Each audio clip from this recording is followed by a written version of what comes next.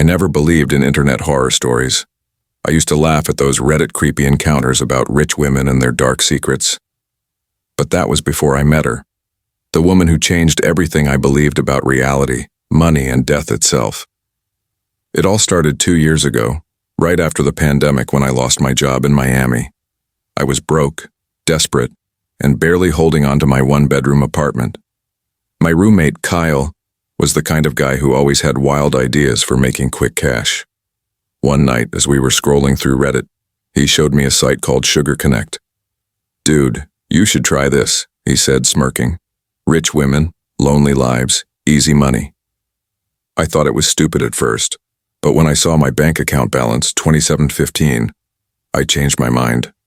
After setting up a profile, I got dozens of fake messages instantly, but one caught my attention. The username was Eleanor M., and her profile photo was unsettling. It was a black and white image of a woman in her late 40s, dressed elegantly in a long, old-fashioned gown, sitting beside an antique mirror. Her caption simply said, "I reward loyalty." That night, she messaged me. "You have kind eyes," she wrote. "Would you like to have dinner with me?" It felt too sudden, but her tone was calm, mature, and oddly hypnotic. I told her I didn't own anything fancy to wear. She replied instantly, "Don't worry, I'll take care of everything, just bring yourself." The next evening, a black Tesla pulled up in front of my apartment. The driver, a tall, expressionless man in a suit, handed me a box. Inside was a sleek black tuxedo, perfectly my size. "Miss Eleanor is expecting you," he said. Her mansion was located on the outskirts of Miami, near Coconut Grove. The kind of house you'd see in old movies, marble columns, flickering lanterns, and ivy crawling up the stone walls. I was escorted through a long hallway lined with portraits. All of them showed the same woman, Eleanor, but painted in different eras. Some were dated as far back as 1890. When she finally appeared, she looked exactly like her photo.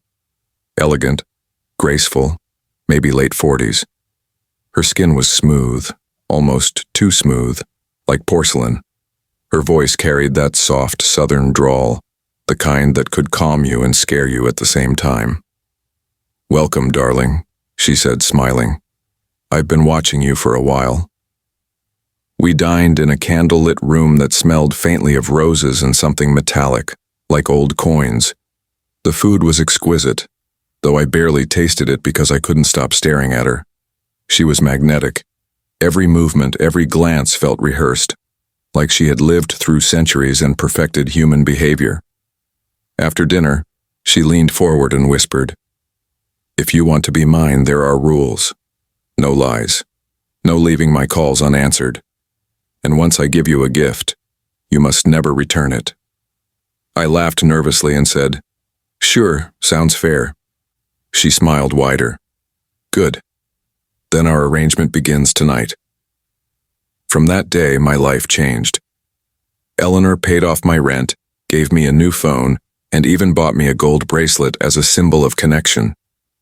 Every night, she called me at exactly 3:03 a.m., not to talk, just to ask, "Are you dreaming of me?" At first, it was flattering.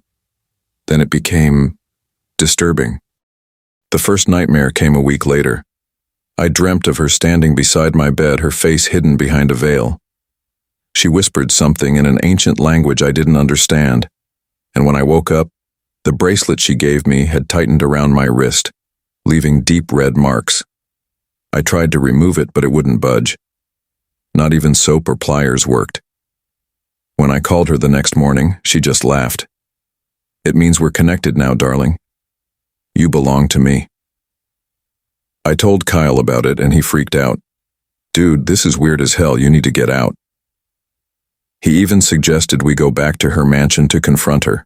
Against my better judgment, I agreed. We went that evening, but when we arrived, the mansion looked abandoned. Windows broken, grass overgrown, the front door hanging off its hinges. Inside, it was cold and dusty, like no one had lived there for years. "Are you sure this is the right place?" Kyle asked. "I swear this was it. I said. "I was here just last night." We explored the living room. That's when Kyle froze. "Dude," he whispered, pointing at a large portrait on the wall. It was Eleanor, the same woman, but the date under the painting read 1896. Before I could say anything, we heard footsteps upstairs. Slow, deliberate, clack, clack, clack. "Hello?" I called out, my voice trembling. No answer. We crept up the stairs, and as we reached the top, I saw the same Tesla driver standing in the hallway, only now his skin looked gray like wax. He didn't blink. He just pointed toward a door and said, "She's waiting." We bolted out of there, sprinting down the stairs and out the front door. But when we got to my car, Kyle gasped. The gold bracelet on my wrist had turned pitch black. That night, I tried cutting it off again. The moment the blade touched it, I heard her voice behind me, soft, whispering, "Don't break what's eternal." I turned around. Nobody was there. The next morning, Kyle was gone. His phone was off, his apartment empty.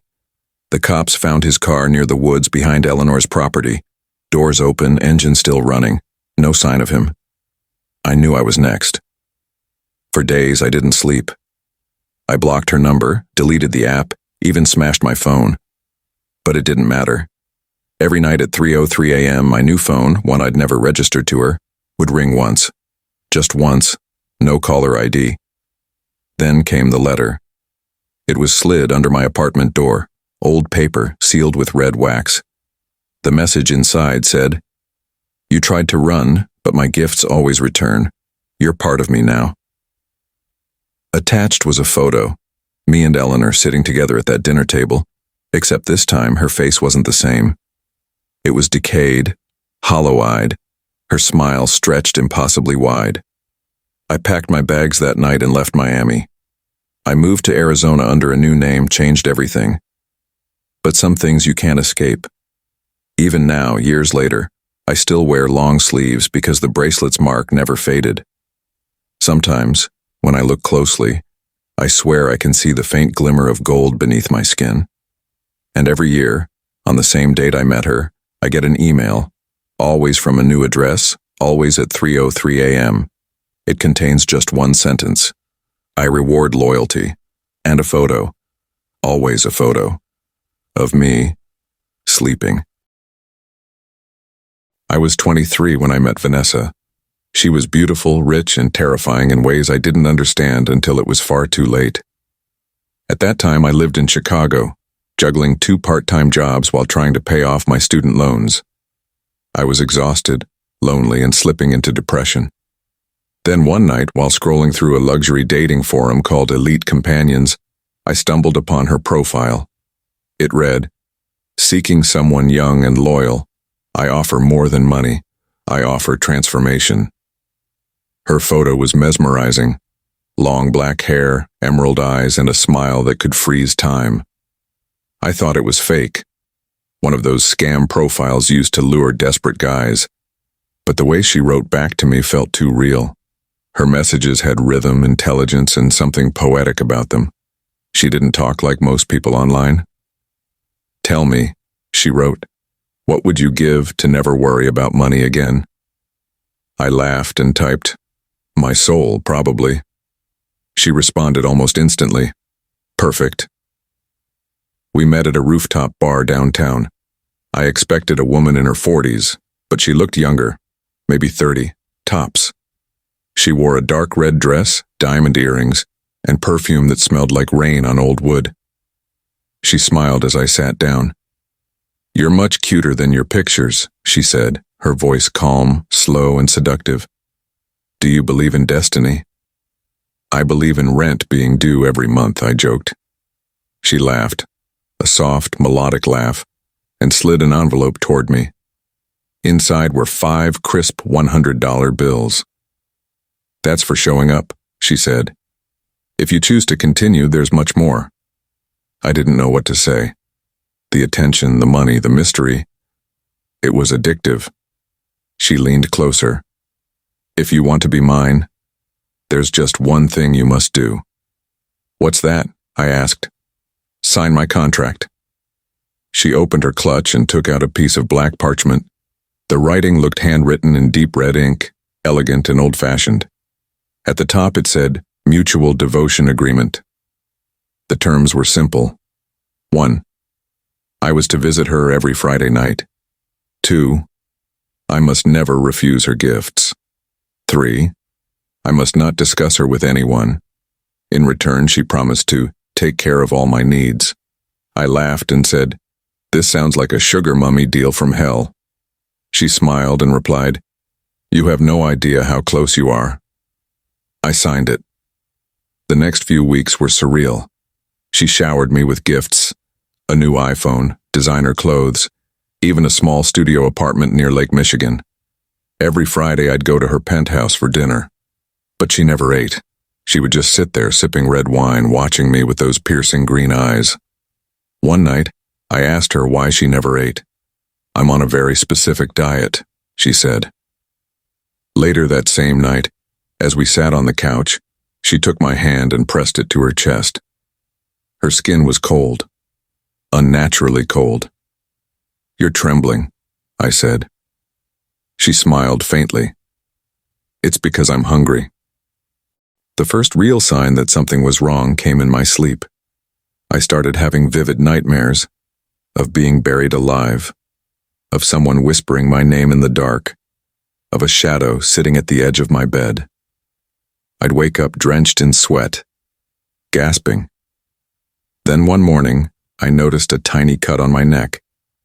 I thought it was a shaving accident until I saw another the next day, and another.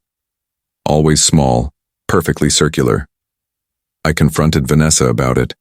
She tilted her head, her expression unreadable. "You're changing," she said softly. "The body sometimes resists what the soul accepts." "What the hell does that mean?" I snapped. She didn't answer. Instead, she kissed me on the forehead and whispered, "Don't break the contract." That was the first time I felt afraid of her. Things escalated fast. My reflection began to fade. Literally. When I looked in mirrors, my face seemed dimmer, like I was slowly becoming translucent. My friends started saying I looked pale, sickly, almost hollow. I tried staying away from her, skipping our Friday meetings, but the moment I did, strange things began to happen. My apartment smelled like her perfume. My phone would ring at exactly 3:33 a.m., but there was never anyone there. One night I came home to find a black envelope on my bed. Inside, a note. "A deal broken must be repaid in blood." I packed my things and left town. I stayed with a friend in Milwaukee, thinking I could disappear. But 3 nights later I woke up to find her standing at the foot of my bed. Her dress was soaked in something dark. Her eyes glowed faintly in the moonlight.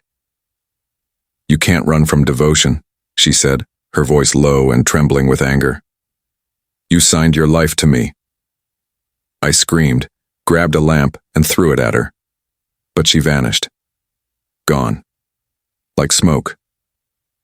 When I turned around, the black parchment contract was lying on my pillow, perfectly folded, a single line glowing at the bottom in red letters. "He belongs to Vanessa until death and beyond." I didn't sleep for days. I went to a priest, a psychic, even a paranormal investigator, but no one could help. The psychic woman, a frail old lady, took one look at the contract and turned pale. She whispered, "This ink isn't ink, it's blood, and it's still alive." She told me to burn it under moonlight while saying my full name backward 3 times. So I did. That night I went to a secluded park near the river, lit a small fire, and held the parchment over the flames. As it burned, I felt an intense pain in my chest, like something was clawing its way out. I screamed, dropped to my knees, and passed out. When I woke up, the fire was out, but my name had been burned into the ground beneath me, literally carved into the earth. I thought it was over. But I was wrong. A few weeks later, I got a call from an unknown number. The voice on the other end was soft, trembling, almost human. "Why did you leave me?" It was Vanessa. "You broke the contract," I said. "I destroyed it." She laughed. "You can't destroy what's written in blood. You just made it permanent." I hung up and threw my phone into the river. But the very next morning, a package arrived at my door. No return address. Inside, a framed newspaper clipping from 1928. A photo of a woman who looked exactly like Vanessa, with the headline, "Heiress found dead after signing pact with unknown man." Below the photo, in faded ink, was a handwritten note. "Contracts never die." I live alone now, far from the city. I don't use my real name, I don't go online, and I avoid any kind of relationship. But sometimes, late at night, I hear a knock on my door, 3 soft taps. And when I look through the peephole, I see a shadow of a woman in a red dress, standing in the rain, whispering through the cracks of the door. "Friday night, darling. You're late." I never believed in curses, but after what happened in room 217, I've stopped calling myself a skeptic. It began last winter when I lost my job in Los Angeles and couldn't afford rent anymore. I was desperate to make quick money, so I started working part-time as a private driver through a luxury concierge service. Most clients were old businessmen or rich housewives, but one evening, I got a strange request that still haunts me to this day. The message said, "Pick up at Beverly Hills Hotel. Client name, Miss Clarissa D. 9 p.m. sharp. Discretion required." When I pulled up, I expected to see an older woman in pearls and fur, but she wasn't like that. Miss Clarissa was stunning. Late 40s, maybe early 50s, with deep red hair and icy blue eyes that seemed to cut right through the night. She wore a long black coat that shimmered slightly under the streetlight, like it was made of silk and shadow. When she stepped into the car, she smiled at me through the rearview mirror. "You're polite," she said. "Most men aren't anymore." I chuckled nervously. "Guess I'm old-fashioned." She tilted her head. "Good. I like that." Her destination was listed as the Langsford Hotel, an abandoned building in downtown LA that I knew had been closed for nearly 20 years. I assumed she made a mistake, but when I tried to ask, she simply said, "Don't worry. The staff know me." The moment we arrived, I felt something off. The hotel looked dead. Boarded windows, cracked marble steps, rusted signage. But the front door opened by itself as soon as she stepped out. She turned to me and smiled. "Wait here, darling, I'll be quick." She disappeared inside. I waited 10 minutes, then 30, then an hour. When I finally got out of the car to look for her, the front door creaked open again, as if inviting me in. Against all sense, I walked in. The lobby was covered in dust, but faintly lit by an old chandelier still flickering weakly. The air smelled of perfume and something metallic, like blood. I called out, "Miss Clarissa?" No answer. Then, somewhere upstairs, I heard faint music, a slow, jazzy tune echoing through the hallways. Curiosity got the better of me, so I followed the sound up the grand staircase. Every step moaned under my weight. The music led me to a half-open door, room 217. I pushed it open, and my breath caught. Inside, the room was alive. Unlike the rest of the decaying hotel, room 217 was fully furnished and spotless. The wallpaper glowed under the dim golden light. A table was set with fresh wine and fruit. And in the center of the room, Miss Clarissa sat by the window, gazing at the city lights. "Ah," she said without turning around. "I was wondering when you'd come in.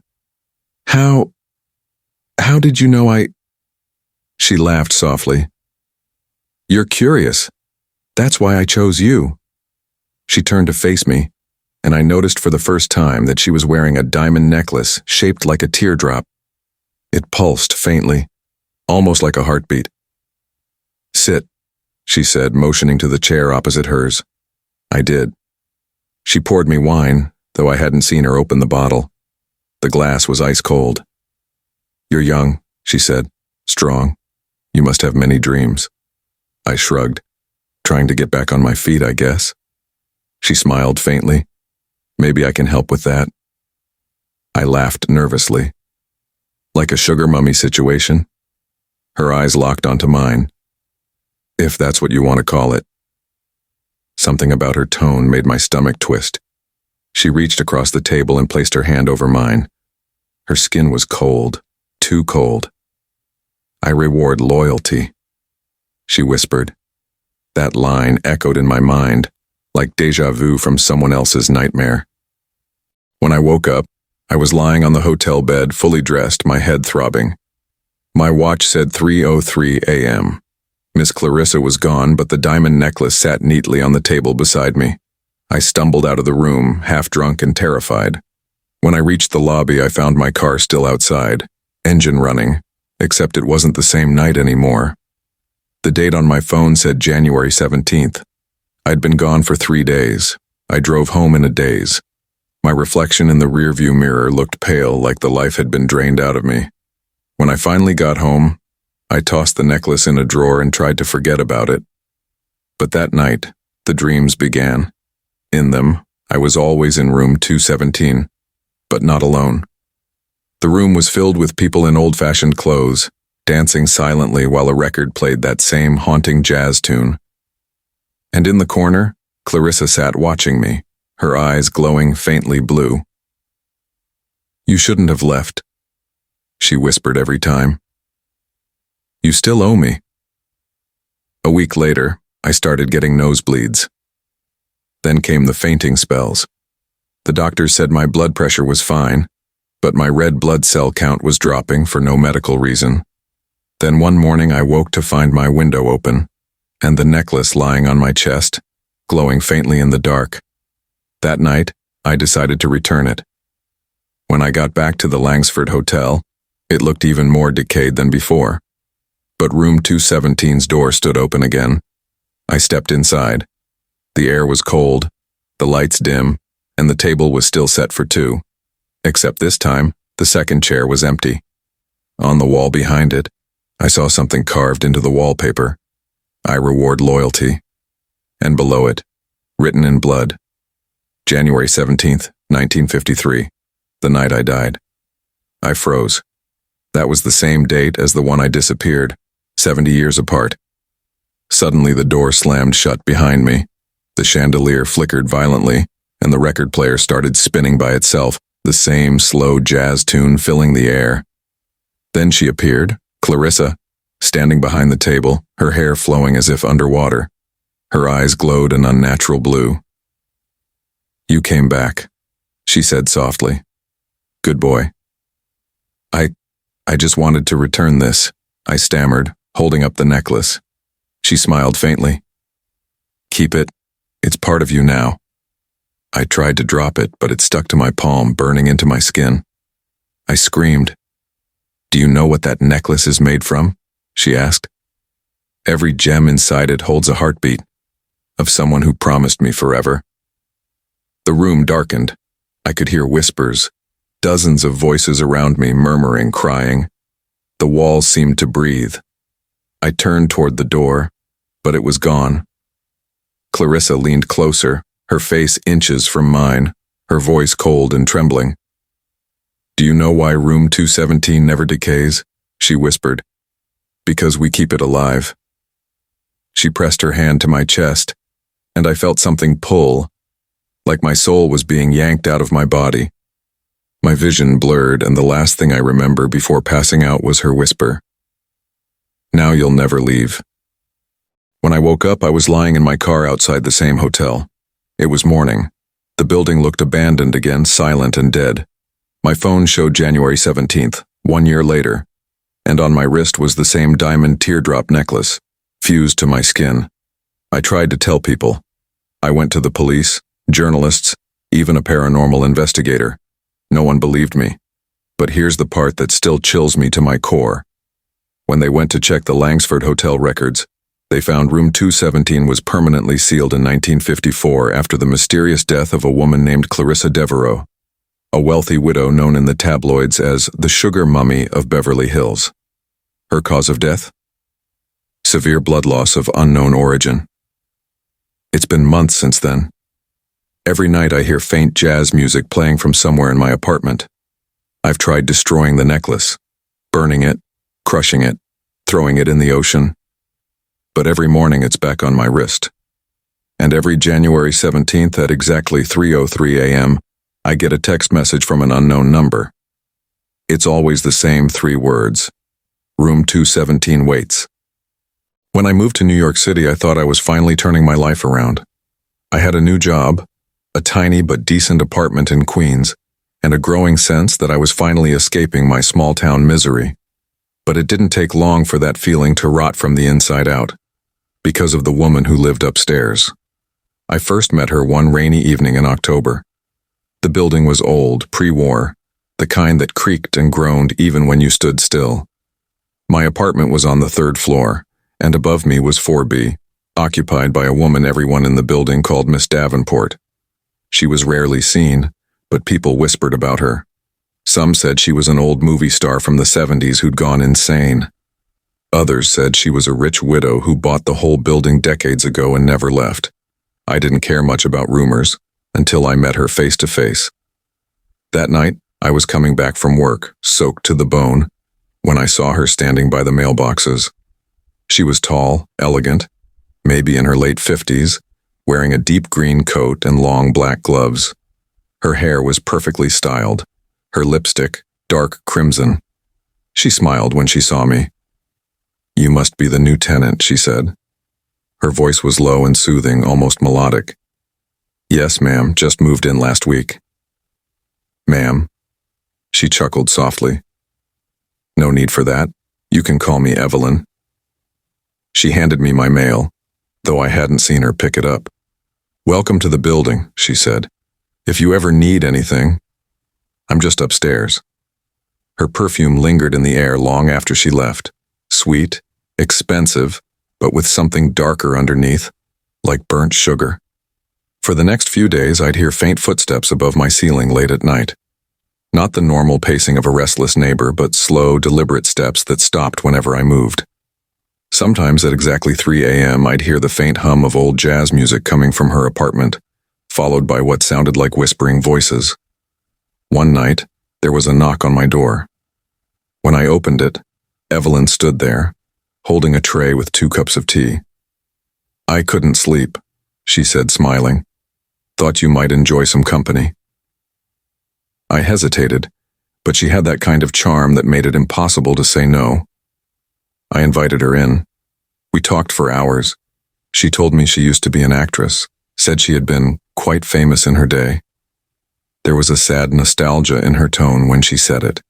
She asked about me, my work, my dreams, and listened like every word mattered. When she left, she pressed a folded envelope into my hand. "A small gift," she said. Inside was a check for $1,000. I tried to refuse it, but she touched my cheek and whispered, "Don't argue with generosity." That's how it started. She began inviting me upstairs once a week for dinner. Her apartment was breathtaking, high ceilings, chandeliers, shelves filled with old books and antique dolls. The strange thing was, it didn't smell like an old person's apartment. It smelled fresh, floral, like new furniture. Every time I visited, it was as if time had stopped there. Her dinners were always extravagant. Steak, wine, desserts I couldn't even pronounce. And the conversation always revolved around beauty, youth, and loyalty. "Age is only cruel when one forgets who they belong to," she said once, sipping her wine. "What do you mean by that?" I asked. She smiled faintly. "When you give yourself to someone completely, they take care of you. You never fade. You stay beautiful. Forever." After a month, she started giving me gifts, clothes, jewelry, even a new phone. I didn't think much of it, maybe she was just lonely. But soon, I began feeling different. My skin looked healthier, smoother. I had more energy, needed less sleep. People at work started complimenting me, saying I looked like I'd found the fountain of youth. One night, I asked Evelyn how she managed to stay so beautiful herself. She laughed softly. "Because I never stopped feeding the youth inside me. I thought it was just a metaphor, until I saw something I shouldn't have." It was a Friday night. I was heading out to meet friends when I realized I left my phone charging upstairs in Evelyn's apartment. I had a spare key. She'd insisted I keep one for emergencies. When I entered, the lights were dim, the air thick with perfume. I called out her name, but she didn't answer. Then I heard a faint humming, the same jazz tune I'd heard through my ceiling before. I followed the sound to her bedroom door, slightly ajar. What I saw inside still makes my stomach twist. Evelyn stood in front of a mirror, wearing a silk robe. On the vanity table were several small glass vials filled with a deep red liquid. She held a syringe in her hand, drawing the red liquid from one of the vials before injecting it into her arm. Her reflection in the mirror was not the same as her body. In the reflection, she was ancient, skin sagging, eyes sunken, hair gray and thinning. But as the red liquid entered her veins, her reflection began to change. The wrinkles disappeared, the gray turned black, her eyes brightened. She smiled at herself, or rather, at the version of herself in the mirror. That's when the floorboard creaked under my foot. She turned, and her eyes met mine through the crack in the door. "Curiosity," she said softly, "is such a dangerous habit." I ran. I didn't stop to grab my phone. I ran down the stairs out the door into the street, and didn't return until morning. When I finally went back, my door was open. Inside, everything was exactly as I'd left it, except for one thing. On my kitchen counter was my phone, and beside it, a vial filled with the same red liquid. A note was taped to it. "You've already had your first taste. Don't pretend you didn't enjoy it." I threw the vial in the trash and left the apartment that day. But wherever I went, I could still feel her. I'd see flashes of her reflection in shop windows, hear her humming in my sleep. And then the dreams began. In them, I was always lying on a marble table, unable to move, while Evelyn leaned over me, whispering, "You're my mirror now. You'll keep me young." I tried leaving the city, moved to Pennsylvania, changed my number, my job. But 3 months later, I got a package in the mail. No return address. Inside was a mirror, antique, cracked, and faintly shimmering. When I looked into it, my reflection was gone. In its place, Evelyn's face appeared, smiling faintly. "I told you," she whispered through the glass. "You belong to me now." I smashed the mirror, but it was useless. The next day, every reflective surface, windows, phone screens, even puddles, showed her instead of me. It's been over a year now. My skin is pale, cold, almost translucent. I barely eat. I don't sleep. Sometimes I hear her humming through the walls again, even though I live states away. And every full moon, without fail, I wake up to find a single red vial on my bedside table. Always full. Always fresh. I stopped fighting it. I know she's coming for me soon. I can feel her drawing closer each night, her voice whispering just behind my ear when I try to sleep. "You took my youth, my beauty. Now I'll take yours forever." Sometimes I wonder if anyone will ever find me when she finally comes, or if I'll just vanish, like the others. Because lately, when I look in the mirror, I don't see her anymore. I see both of us, smiling, together, forever. There's a stretch of land in northern Oregon that doesn't appear on most maps. Locals call it the Hollow Pines Forest, but that's not its real name. Nobody seems to know its real name, and those who go looking for it rarely come back sane enough to tell. I didn't believe any of that nonsense until I found myself standing at its edge last autumn. I was a photographer working on a project called America's Forgotten Places. I had explored ghost towns, abandoned hospitals, and ruined asylums, but Hollow Pines was something different. The first time I heard about it was from a park ranger at a diner in Tillamook. He told me that every decade or so, someone goes missing there. Sometimes it's campers, sometimes hikers, but every time people hear the same thing: whispers in the trees. I thought it would be the perfect addition to my photo series. I packed my gear, grabbed a tent, and set out early the next morning. The forest looked normal at first: tall evergreens, thick moss, and sunlight slipping through in golden ribbons. But about 2 miles in, the air changed. The forest grew unnaturally quiet. No birds, no insects. Even the wind seemed to vanish. Then came the whispering. At first it was faint, like the sound of wind brushing through dry leaves. But soon I realized it wasn't the wind at all. It was voices, low, overlapping murmurs, coming from everywhere and nowhere at once. I froze, trying to make out words, but it was impossible. They were too soft, too fragmented. Still, I could swear they were speaking my name. Eli. Eli. I laughed nervously to myself. Maybe it was just the trees or my mind playing tricks. So I set up camp near a small clearing and started taking photos. But every single picture came out wrong. The light was warped, bent. The trees looked twisted, like they were leaning toward me. In one photo, I swear I could see faint silhouettes standing behind the trunks. Tall, slender figures, watching. That night, the whispers grew louder. I was lying in my tent when I heard them again, but this time they were right outside. Dozens of voices whispering, overlapping, surrounding me. I unzipped the tent and shone my flashlight. Nothing. The trees stood still, perfectly silent. But when I turned off the light, I could hear it again. You shouldn't have come here. He's one of them. Take him to the roots. I felt my skin crawl. I grabbed my camera and started recording. Through the viewfinder, the clearing looked different. The trees were closer. Their shadows seemed to stretch like arms. And then something moved. A dark figure darted between the trees. Fast, too fast for a human.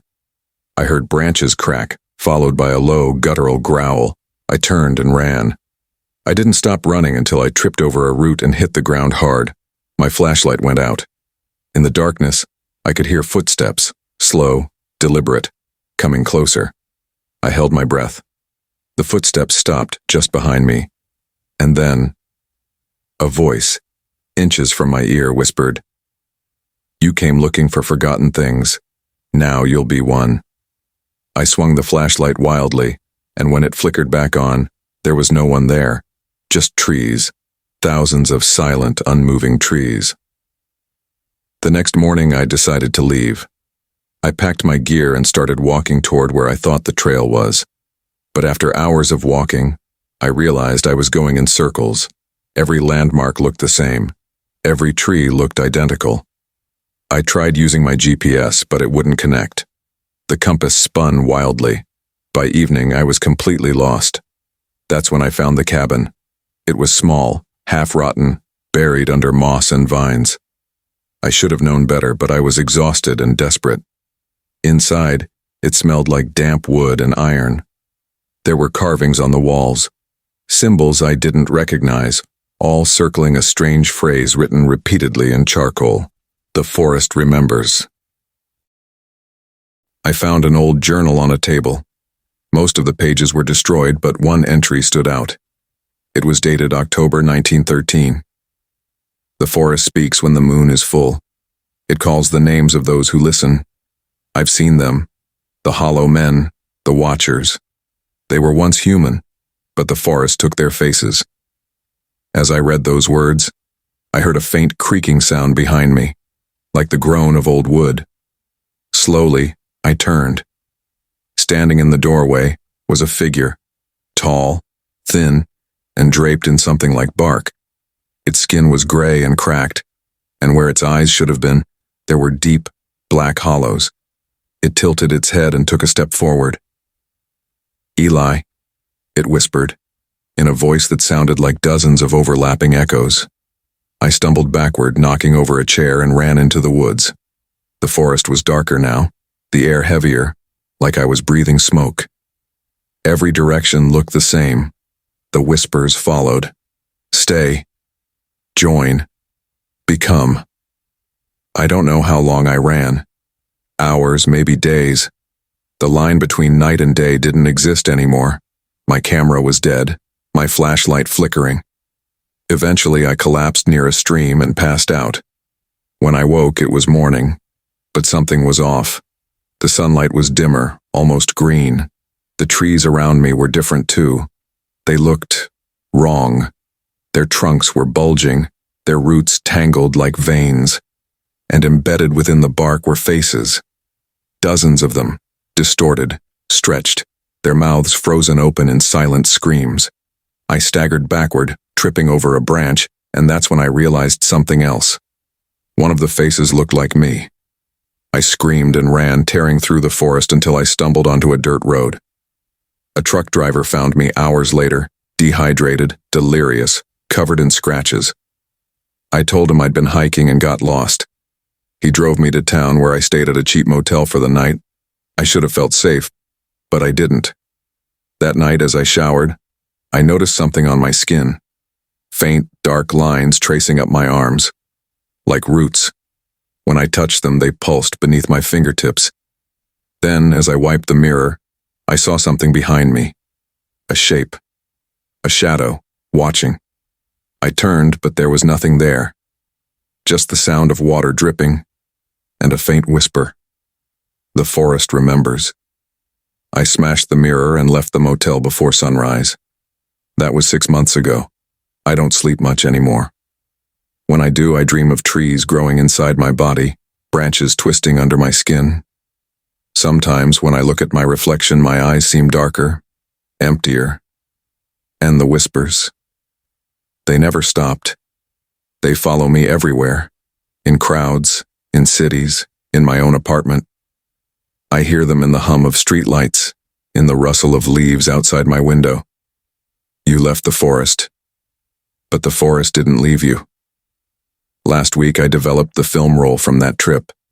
Most of the photos were black, but one wasn't. It showed me standing in the clearing, camera in hand. Behind me were dozens of tall, slender figures made of wood and shadows, their faces hollow, their hands reaching toward me. And in the center of them all was me, smiling, rooted into the ground, eyes empty, branches growing from my skin. I destroyed the photo that night, but it didn't matter. The next morning, a new one appeared on my desk. Same image, same figures. Only this time, the me in the photo had turned its head and was looking directly at the camera. I don't know how long I have left before the forest calls me back. Maybe I'm already gone, and this is just my echo. But if you ever find yourself in Oregon, and you hear the trees whisper your name, don't answer. Because once the forest remembers you, it never forgets. I never believed in curses. I thought only the desperate or the damned believed in them. But what happened to me last winter changed that forever. I met a woman through a sugar dating site, someone who called herself Claudine Moreau, a name that sounded more like a brand than a person. She was wealthy, elegant, and mysterious in a way that drew you in like a moth to fire. When we first spoke, I was broke, trying to pay off college debt while juggling 2 jobs.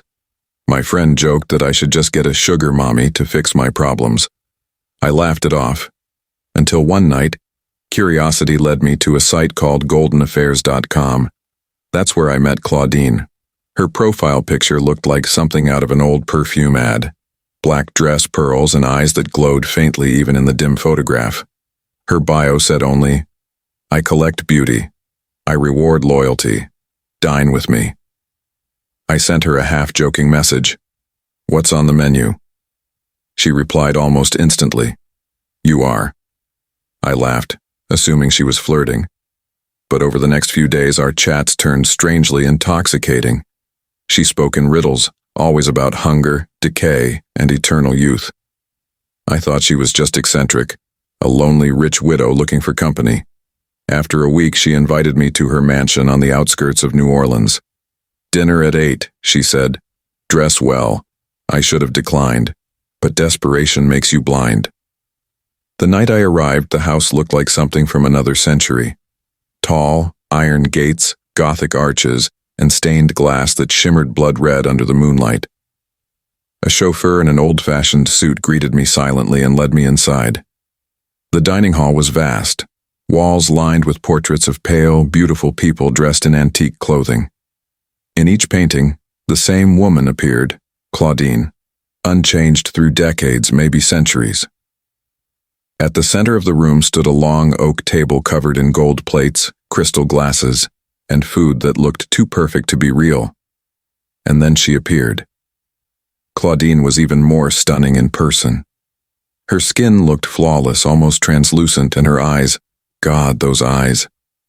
They shimmered faintly silver, like moonlight trapped in water. "Welcome, my sweet," she said softly, her accent old world and melodic. "I'm so glad you accepted my invitation." She took my hand, and her touch was ice cold. Dinner began. The food was strange.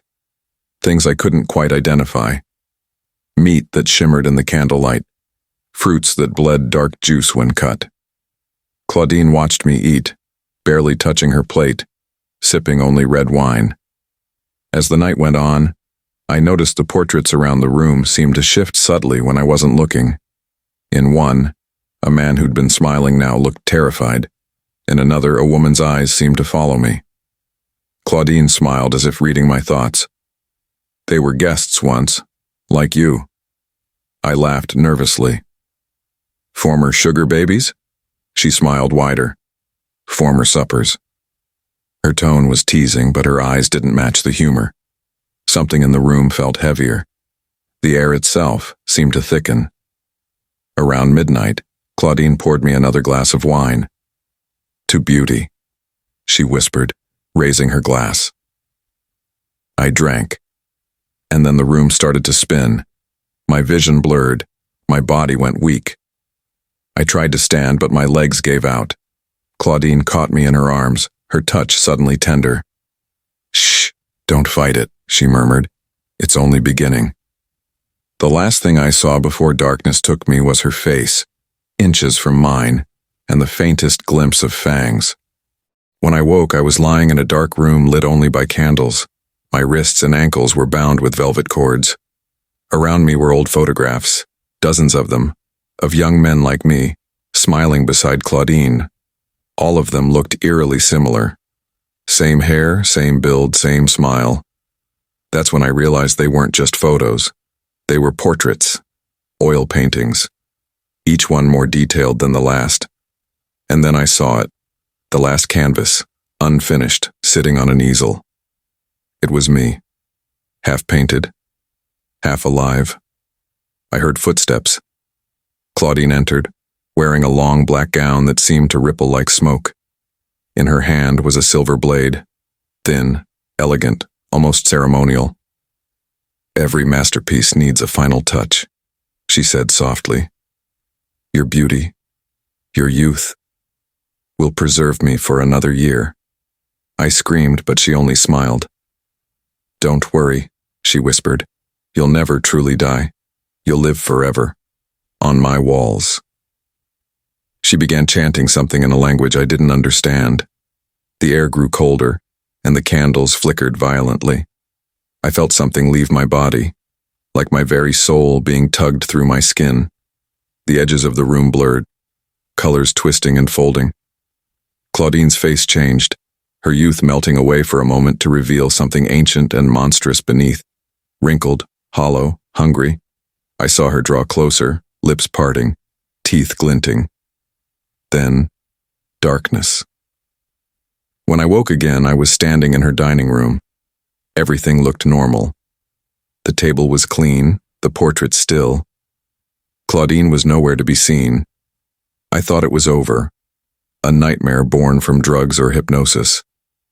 I stumbled toward the exit, but something made me stop. The largest portrait, the one hanging above the fireplace, now showed Claudine seated at her table, smiling serenely. Beside her stood a young man. Me. I froze. My hand trembled as I reached out to touch the painting. The paint was still wet. Suddenly, Claudine's voice whispered behind me, though no one was there. "I told you, you'd live forever." I ran from that mansion. I don't even remember how I got home. I tried to tell the police, but when they went to investigate, they found nothing, just an abandoned estate, empty for decades. They said the house had been uninhabited since 1953, when a fire killed its last resident. a woman named Claudine Moreau. But that's impossible. I met her. I touched her hand. I still feel the chill. Weeks passed. I tried to convince myself it was a hallucination. But things started happening. Every mirror in my apartment showed me older, tiny wrinkles forming overnight, hair graying. I felt drained, exhausted, like something was feeding on me. And then the worst part. One morning I woke to find a new mark on my chest. A faint outline of Claudine's face burned into my skin. That night, I dreamed of her. She sat at the same dinner table, smiling, her skin once again youthful. She raised her glass toward me. "Thank you for the meal," she whispered. I woke screaming, and the faint taste of wine lingered in my mouth. I started researching her name, trying to find answers. That's when I found a blog post written in 2006 by someone claiming to be an art historian. It mentioned a series of cursed portraits attributed to a 19th century French artist named Claudine Moreau, known for using living subjects in her final works. The blog included a photo of one of those paintings. It was me. I don't sleep much anymore. Every time I close my eyes, I see her sitting across the table, smiling, waiting for me to finish my glass. Sometimes I hear her voice echo in the silence. "Don't waste away, my sweet. You promised me beauty." And lately, my reflection doesn't move the way I do. It lags, smiling a second too late. Its eyes seem hungrier. I know what's happening. She's taking the rest of me. Slowly. I've tried burning every photo, every painting, every mirror. It doesn't help. Every night the scent of roses and wine fills my apartment. And somewhere in the dark I hear the clink of a glass.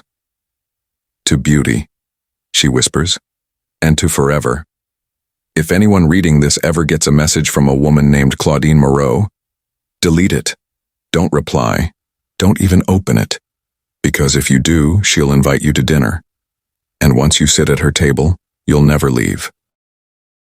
When I first moved to Los Angeles, I was broke, lonely, and desperate for a place to stay. My acting career hadn't taken off, and I was living off part-time bar shifts. The only room I could afford was in a crumbling, century-old apartment complex called the Wilshire Arms, a place locals half-joked was haunted, though no one ever said by what. I didn't care. It was cheap, and the landlord didn't ask for a background check. My unit, room 213, smelled faintly of mold and something metallic, like blood. But the real nightmare began 2 weeks after I moved in, the night I met the old lady from room 217. Her name, according to the faded nameplate on her door, was Mrs. Dalton. The other tenants spoke about her in hushed tones. "She's been here forever," one of them said. "Don't talk to her too long. She doesn't like when people stare." The first time I saw her, she was standing at the end of the hallway at 2 a.m., wearing a silk robe and holding a cup of tea. Her eyes were milky white, cataracts I assumed, and her skin was paper thin. She smiled when she saw me, though something about that smile made my stomach twist. "You're the new boy," she said softly. "I've been waiting for you."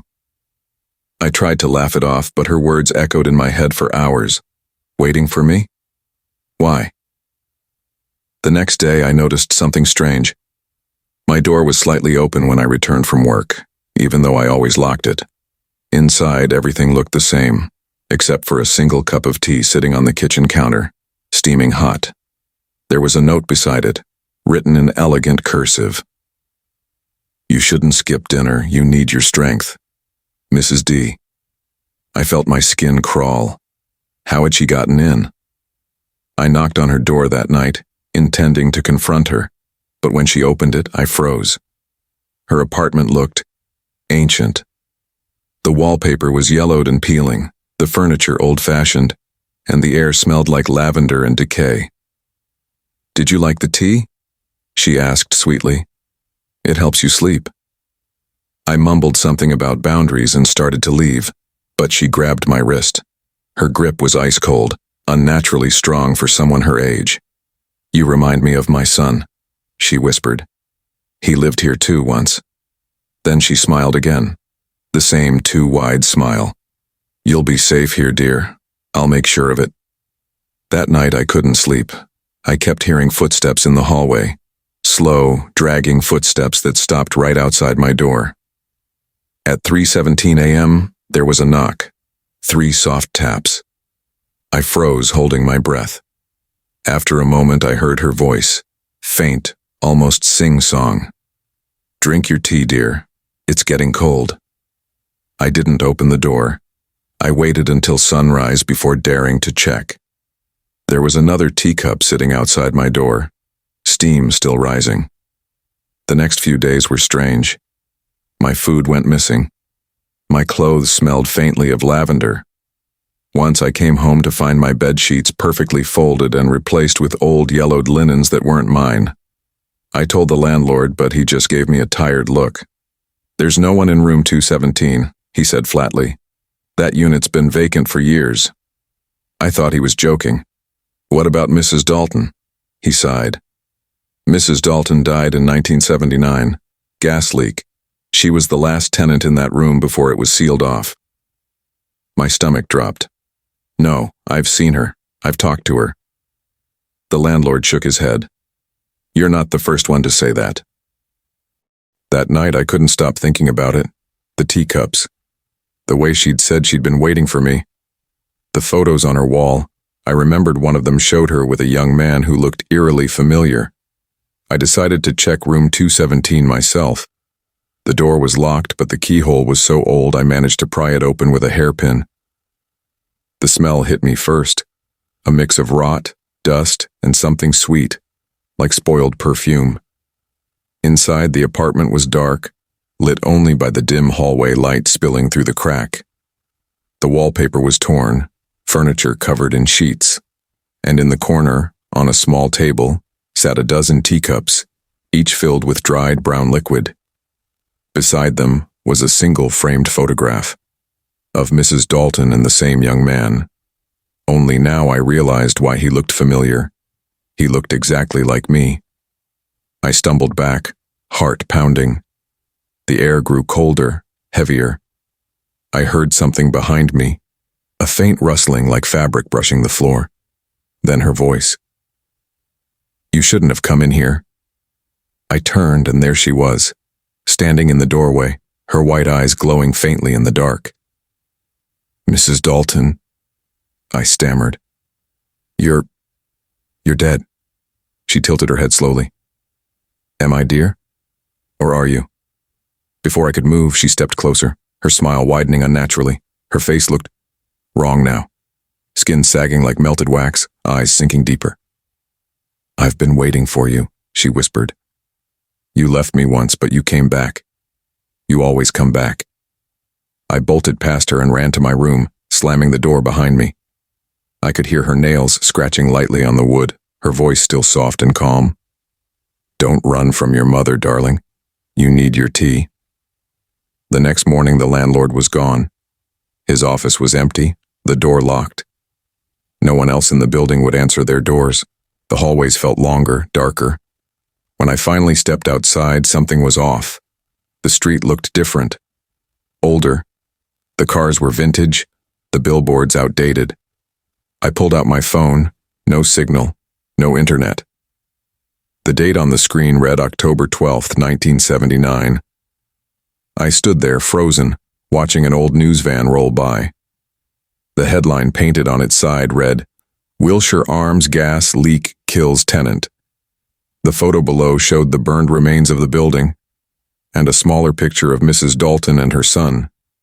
The caption read, "Eleanor Dalton, 68, and her son Henry, 24, found dead together in room 217. My legs gave out. My name is Henry." I don't remember how I got back inside. The walls looked warped now. The hallway stretched impossibly long. The smell of lavender filled the air, thick enough to choke on.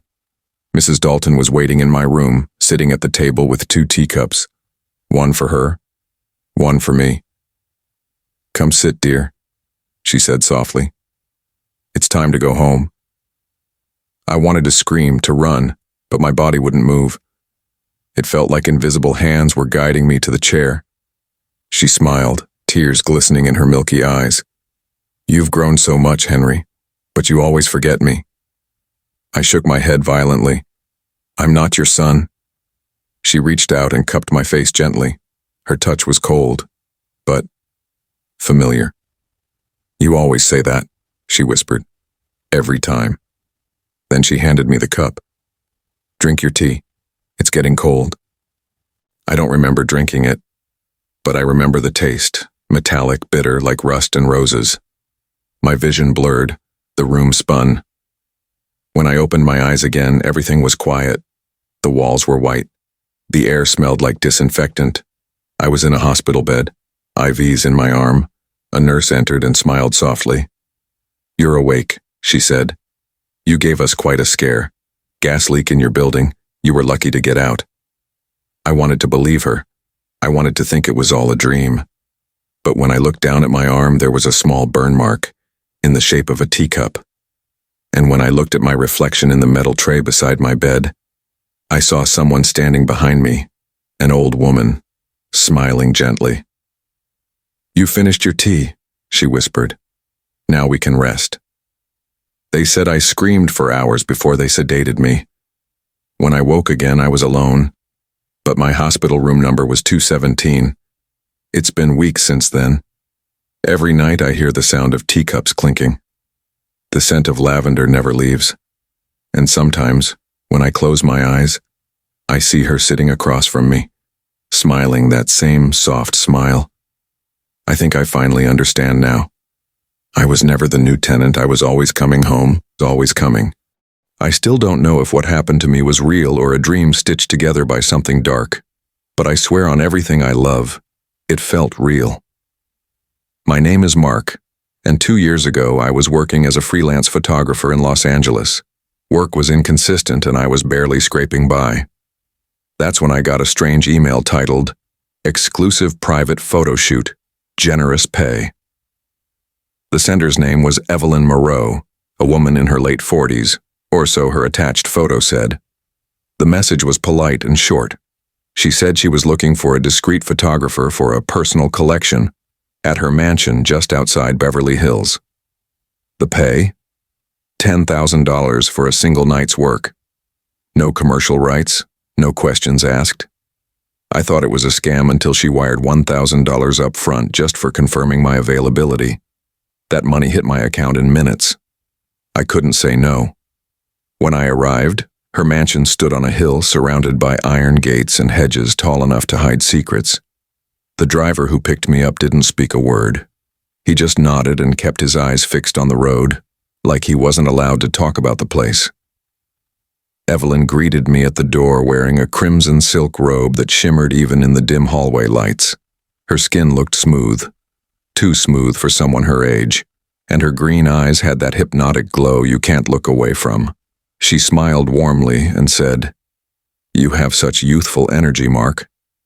That's refreshing."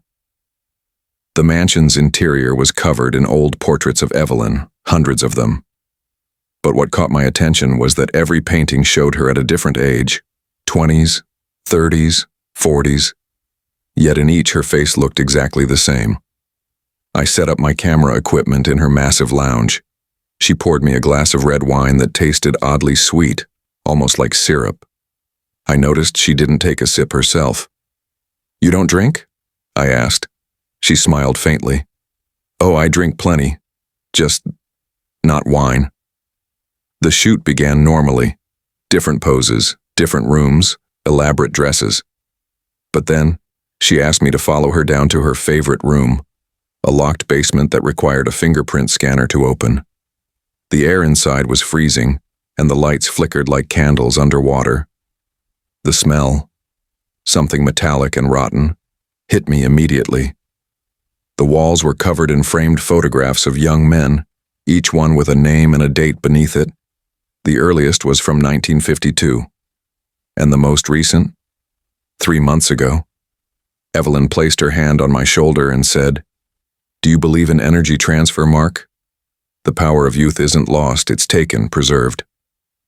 Before I could react, she kissed the side of my neck, My body went numb instantly. It felt like the air was being vacuumed out of me. My vision blurred and I saw my reflection in one of the photos, my hair turning gray, wrinkles forming across my face. I tried to pull away, but she held me effortlessly, whispering, "Don't fight it, dear. You'll live forever." Through me. Then everything went black. When I woke up, I was in my apartment. My camera bag was beside me. My body felt fine, but something was wrong. I rushed to the mirror, and I was 5 years younger. My skin looked fresher, my face sharper, like I'd been reborn. I thought maybe I'd hallucinated the entire thing. But when I checked my camera, every photo I took was gone. Except one. It was a shot of Evelyn standing in front of a mirror. But this time her reflection wasn't her. It was mine. I tried to track her down. The address she gave me? Doesn't exist. The wire transfer? Reversed, with no record left in my account. I even searched old property records and found something that froze my blood. The Moreau mansion burned down in 1971. The official report said, "No survivors." Last week I received another email. The sender's name, Evelyn Moreau. Subject, "Thank you for your youth, darling.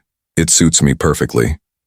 The attachment was a recent photo of her, standing in front of a mirror again.